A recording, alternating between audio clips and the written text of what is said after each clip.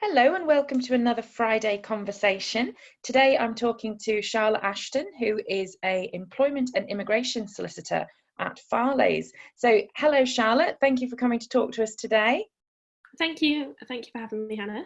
Oh, you're very welcome. We've just been having a great chat actually before we hit record. So I'm hoping that Charlotte will share some of the stories she shared with me before we started in this interview. But tell us a little bit about yourself, Charlotte. Who are you and what do you do? Okay, so I'm an employment and immigration solicitor. So I work at Farley's. I do 4 days a week normally, and I do a wide range of employment matters for employers and individuals, and also quite a lot of immigration matters, particularly sort of focusing on international students and things like that. So at the moment, you can imagine everything on both sides has completely turned upside down. A lot of employment inquiries, with the furlough and things like that are going on. And on the immigration side, a lot of people not really knowing what's going to happen because no one can travel anywhere. So it's been quite challenging getting up to speed on both sides, but quite interesting and useful to sort of be able to try and help people through this. And just obviously dealing with your own challenges of trying to work from home, work around kids and that. So it's been quite a busy, hectic experience so far. Absolutely. No, I definitely hear that from employment lawyers that I know. And I think you might be the first immigration lawyer I've spoken to in the last few weeks. So I can only imagine with those two things how busy you must be. So you mentioned, obviously, you just mentioned there the struggles about working from home. How before lockdown, how much did you tend to work from home? Is it something you do a lot or you'd only do on the odd occasion? Yeah, so probably quite a bit. I wouldn't work from home on a day just to work from home, but because I'd be out and about quite a bit, I might be going to different meetings or I might do sessions with students. I would normally work from home around those days because it just means you can drop the kids off at school and be at home a bit more. So I'd work maybe 1 day a week, but not sort of formally or on a regular basis, but that's normally what it would work out to. So kind of used to it, but not sort of all day every day for a long period of time. So it has been quite a big sort of culture change, as it were, to be at home full time. Yes, definitely. And some days you really appreciate it, and other days you're just kind of climbing the walls thinking, you just want a bit of breathing space or just want to look at something different for a bit rather than looking at your same desk or looking at the same walls. Definitely. And who do you have at home with you? Who are you on lockdown with? So it's me and then my eldest daughter, who is 8, and my youngest child, my son, who is coming up for 6 in about 3 weeks, and a dog and a wayward hamster. Yes, you did share a story with me about the hamster, and I'm hoping you might share it in a moment with us as well. When I ask about the highs and lows of it can just be the last week or it can be lockdown generally. What have been the high points and the low points for you? So the high points were certainly the beautiful weather we've had, and I prefer to work off a laptop. So fortunately for me, I've managed to get quite a bit of sun, and that's been helpful because it means the kids have played outside. I've been able to do emails and work through the initial weeks of lockdown when it was very, very busy with employment inquiries, everyone trying to work out what's going on. I managed to deal with the stress by just working in glorious sunshine. So that was enjoyable. Obviously, difficulties have just been getting my head round the sort of constant changes to employment matters because the guidance seems to change every few days. Dealing with, obviously, situations that people aren't used to necessarily dealing with. So you're trying to help clients through things that are quite tricky and, I don't want to use the word that keeps getting bandied around, but unprecedented. So trying to help people through those situations. And the lows, just the odd sort of day where you just think, oh, you're doing it all again, getting up, trying to make the kids get dressed, trying to give them the breakfast, trying to think about work, and you're doing all that without any kind of let up or just release of, seeing colleagues who can just go out freely for a walk on their own in peace and quiet and enjoy the sunshine, whereas your walk involves a dog chasing, a horse or trying to roll in poo or trying to rub its face in a dead pigeon, kids who want to walk different directions or fight each other with sticks. So yeah, our daily exercise can be a little bit challenging sometimes. So that's probably the lows, and the low of just bashing your head against a brick wall when you're trying to get them to do any kind of schoolwork when they just don't want to because they're home, and home isn't school. Home is just, you know, relax, play with my toys and watch useless YouTube videos. Oh, it's not just my children that want to spend all day watching useless YouTube videos. No, and it has its uses for when you know, when you've got a really busy day. I don't think I saw my son one day. I just heard him go downstairs at about 9 o'clock, and by the time I just surfaced at about 4, he was just sat surrounded by snack wrappers watching, I don't know, 6-7 hours of YouTube. And I walked in and said, "Oh, I've missed you today. I've really missed you. I'm so sorry." And he turned around and just said, he just turned around and said, "Where's my phone?" Oh. Yeah. But can I have your phone? That was it. So just as you know, true to life, get interrupted, one child asking where the other child is. I mean, you know, they could have taken it upon themselves just to walk downstairs and have a look, but no, they had to interrupt me. Oh, it's so funny. I know when we started the call, we were comparing notes, and so much sounds similar to our house. As I say, not just the YouTube videos, but the amount of brioche we are getting through. Yeah. Totally agree with you on that. I'm buying, you know, the 3 that we're allowed to buy in one go every time I go to the shop, and we still run out by the end of the week. But yes, it's very much, I think, getting through this however we can, and I think you agree with that from the conversation we had earlier. Yeah, definitely. I think I started with sort of grand plans of, well, I'll start a bit early, then I'll take a break to do homeschooling, then I'll do some more work, then we'll have lunch together, and it just doesn't work. It works on a Monday when we're all kind of fresh to the week and we think, right, we've had 2 days of just sheer laziness, let's try and push today. And by Wednesday it's completely petered out. No one wants to do any work. The kids don't really want to get dressed. They're climbing the walls because they just want to go somewhere and do something different. You know, they hate the fact they can't go to parks and just kind of tear off some energy that way. So I just think there's no point in persisting with something that's going to make everyone in the house miserable and create a really stressful atmosphere when you're already trying to do work. So work in itself can be stressful anyway. Why then deliberately make everyone around you grumpy so that you're having a harder time to do your job? It just doesn't seem worth it.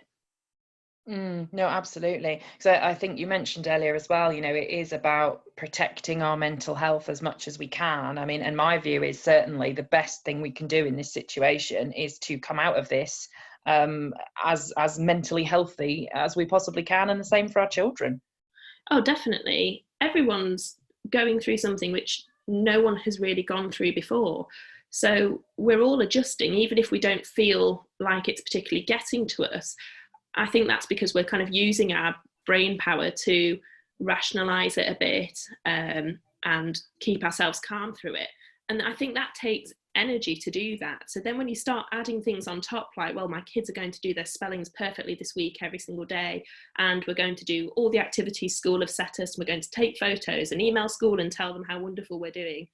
Once you add that pressure on, you don't really have that brain energy left to deal with it. And I think certainly for me, it just makes me tense and snappy. It means the kids are then less likely to do stuff that I want them to do. And it's just a downward spiral. So I think it's much better for us, certainly, that we have a few days where it's, you know, they do what they want and I just get on with work, so that when it comes to the end of the day, we're not all just snapping at each other and tired and grumpy. Yeah, no, I absolutely agree. I think, for me personally, we do a bit of homeschooling so that we've got a bit of structure, but that's as much for my benefit as theirs, so that I know that you know, they're not going to go too crazy because they've had a bit of structure in the day. But at the same time, you know, like you say, it's just not worth the battles with them when there's so many other important things that we've got on the back of our minds. Even if they're not at the front of our minds, they are there at the back of our mind, worrying about the whole situation and what the future holds, etc. Even if we don't realize it, I think it's still there. Yeah, definitely. I think it's that not realizing. I think before the schools shut, before we were put into lockdown, it was quite a nervous time. And I remember the sort of lockdown decision happening and actually thinking the next day, I actually feel okay about this, because there's nothing now for me to decide. Everyone's in the same boat. I just have to get on with working as best I can around this situation.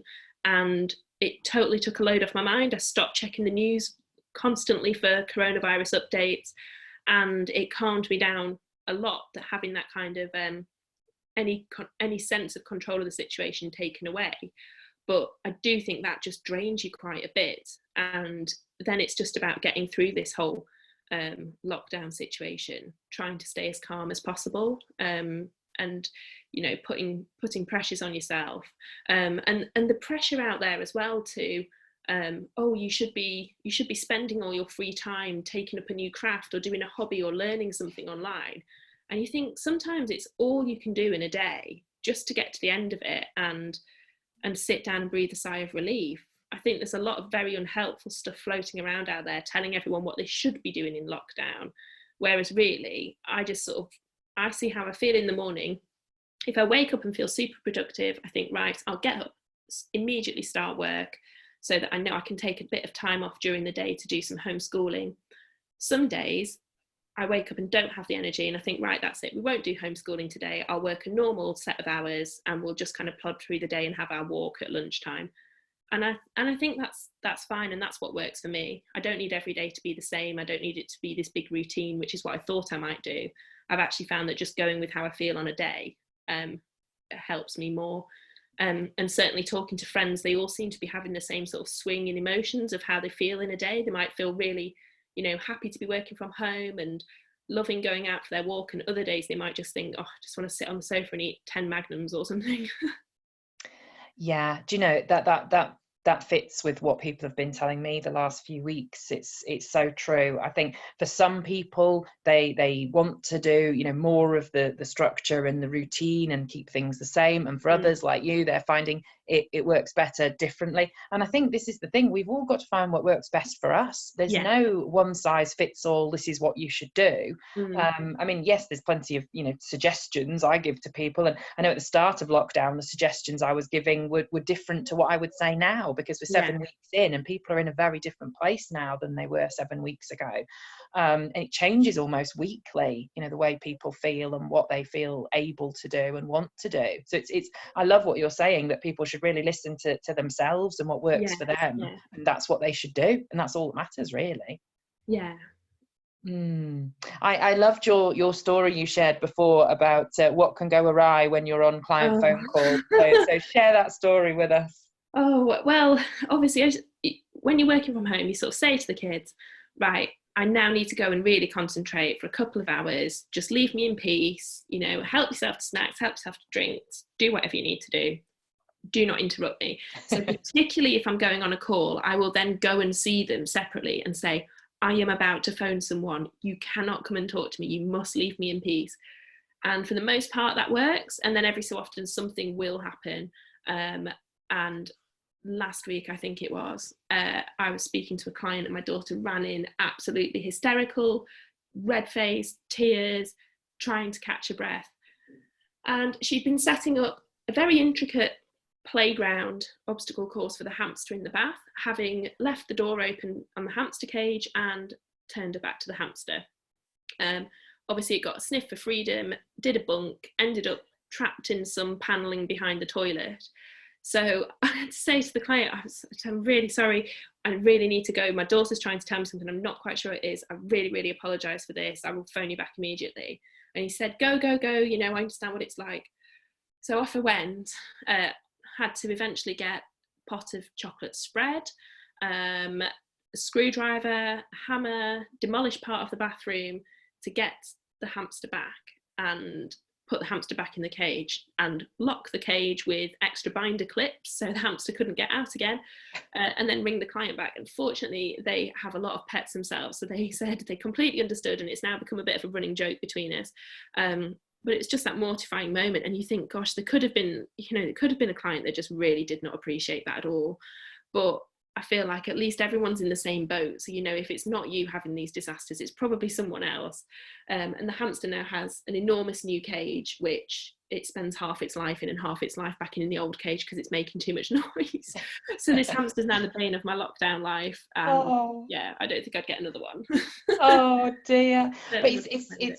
it's so interesting, isn't it? I mean, there'll be so many funny stories come out of this, no doubt. But I know the first 3 years, like, 'cause I work from home a lot and have done over the last 8 years, but for the first 3 years or so, I did used to try and hide the fact that A, I was at home, and B, the children were sometimes in the background. And I remember going to such length, I'd be in the ensuite bathroom, budged up against the door so no one could come in, because I wanted to maintain this professional air that I wasn't at home and there weren't children around. And I remember once one client did sort of hear one of the children and said, "Oh, is that one of your children?" And it turned out that he was a single dad to a 16-year-old son, and we never would have got to know each other like that. And this is a client that I've now had for the last 5 or 6 years, and he always asks after the family, and I ask after his. So I think, as you say, we in the past we maybe have tried to hide these things. Right now we can't. I mean, it's not possible. But everyone's accepting it, and I wonder whether we'll go back to the old norm or whether things have changed. Yeah, I think it helps sort of humanise you as well, particularly as a lawyer. Sometimes if people are phoning you and they're thinking, "Oh, I have to phone my solicitor and it's it's a necessary evil," they might think you're there just to tell them, "Oh, you can't do this, you can't do that, you've got to do this big document and follow all these procedures." So I think it helps them understand that actually you're a person as well, you're having the same problems as they are, you've got the same concerns as they have, so you want to do the best sort of job for them. So I think that kind of helps as well, because you're not just this sort of boring legal robot, you're actually a person who's trying to spin as many plates as they're trying to spin, including a hamster one. Yes, absolutely. We are human. You're absolutely right. And yes, it will be so interesting. I'm still trying to get my head around how things will be different when we go back, but it'll be very interesting to see the way the way the profession goes. I think as well, this was such an instant thing, pretty much, when everyone got told, right, you can't go into the office, or you shouldn't go into the office. Such a big change happened overnight, and when they're talking about easing restrictions and eventually we might get some news that certain restrictions can be lifted, it will be such a slow process that something will develop out of that. And I don't think we certainly can't ever go back to how things were.